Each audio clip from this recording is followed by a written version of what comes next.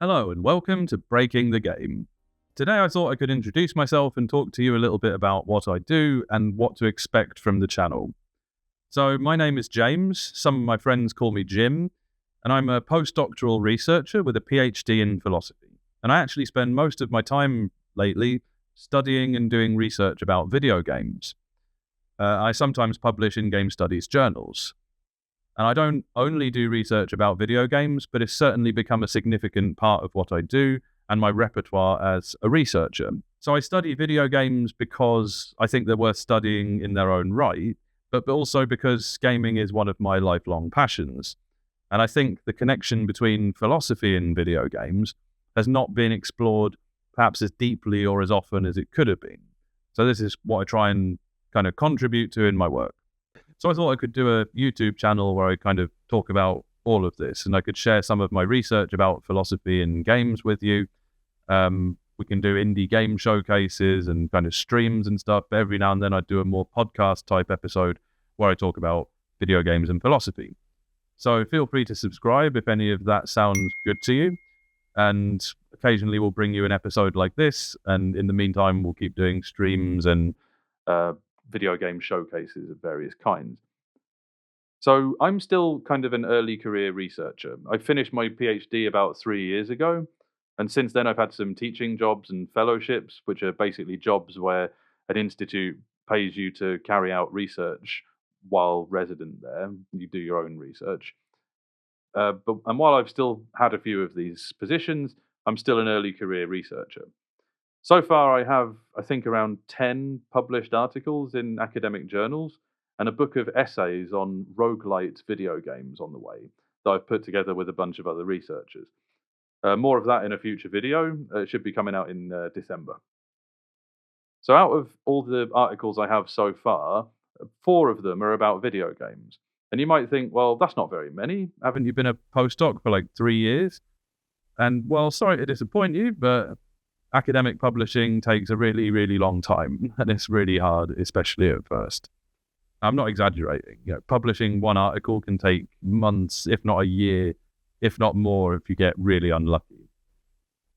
But anyway, that's enough about that. So far, I have 4 articles about video games and philosophy and psychology, basically.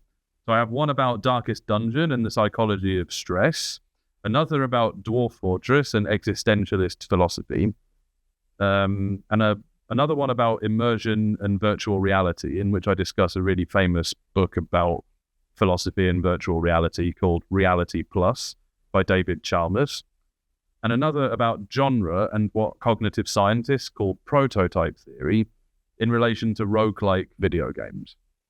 We'll do episodes on all of these and more in some detail, but for now, I thought I could just give you a taste of what each one is about. So the sort of thing you can expect us to be talking about occasionally on this channel. So in my article about Darkest Dungeon, published in a journal called Games and Culture, I talk about how the developers of Darkest Dungeon said they wanted to capture the human response to stress. And I basically explain how they did this in their game through the mechanics of stress, affliction, and virtue. I referenced research literature on stress for some context, for background, and for defining stress. And I then showed how Darkest Dungeon's mechanics, which could easily have been cheap gimmicks, actually deal with the topic of stress admirably well, with detail, thought, and finesse. And Darkest Dungeon ends up offering a complex reflection on the various aspects, both positive and negative, of several possible human responses to stress. It shows how different responses can include similar symptoms like paranoia and fear. And it also shows how stress impacts the people around the stressed person.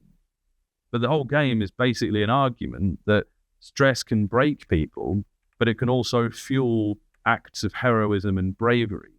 I think it's a fantastic example of how video games and video game mechanics can be used to educate people about complex subjects, even when they're not explicitly saying this is what they're doing. Also published in Games and Culture, my Dwarf Fortress article interprets this influential colony management simulator in terms of existentialist philosophy, focusing on the concepts of finitude, absurdity, and narrative. I began with a discussion about how to interpret video games, then gave my existentialist interpretation of Dwarf Fortress, showing that it's a game about the existential tensions involved in being human. We live knowing our lives and our civilizations are finite, that there are radical limits on what we can know and do, and that there is no inherent meaning in the world or in history, so it's up to us to create our own meaning. And one of our most powerful ways for doing this is narrative. Now, my immersion article, published in Philosophy and Technology, is basically a long criticism of a book by the philosopher David Chalmers, a book called Reality Plus, Virtual Worlds and the Problems of Philosophy, and one of the most famous books in philosophy in recent years. I criticise Chalmers' distinction between virtual reality and non-virtual reality video games. And he distinguishes these two because he argues that virtual reality is immersive, while 2D non-VR video games are not immersive. And he says this is the case because virtual reality is 3D perceptually represented. And because video games are not, or most video games are not, they're not immersive in the same sense virtual reality is.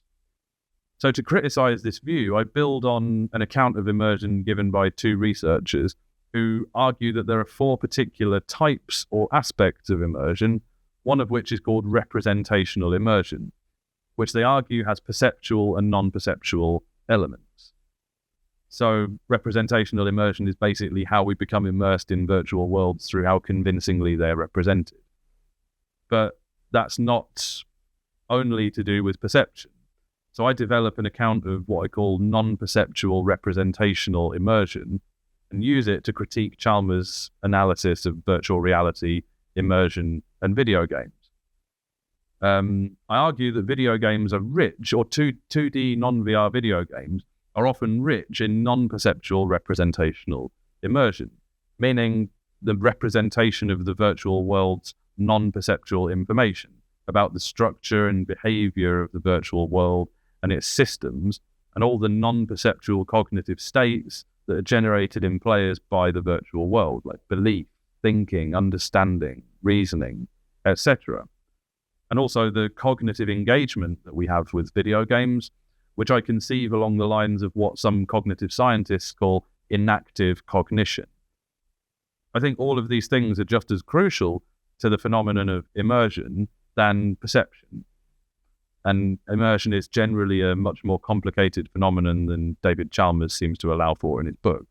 I think it's better conceived as a spectrum which includes both 2D and 3D experiences, rather than just being particular to 3D experiences.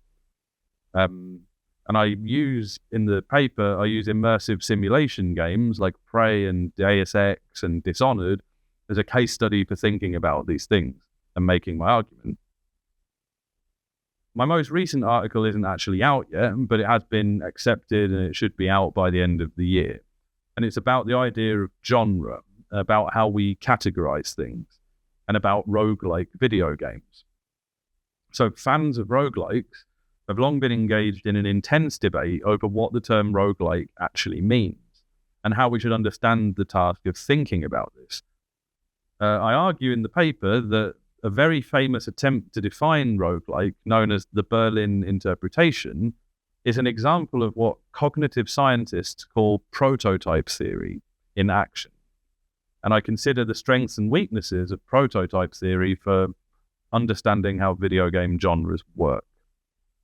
I showed how the problem with the Berlin interpretation lied in the fact that it privileged game mechanics above other factors of video games in formulating its definition of a particular type of game.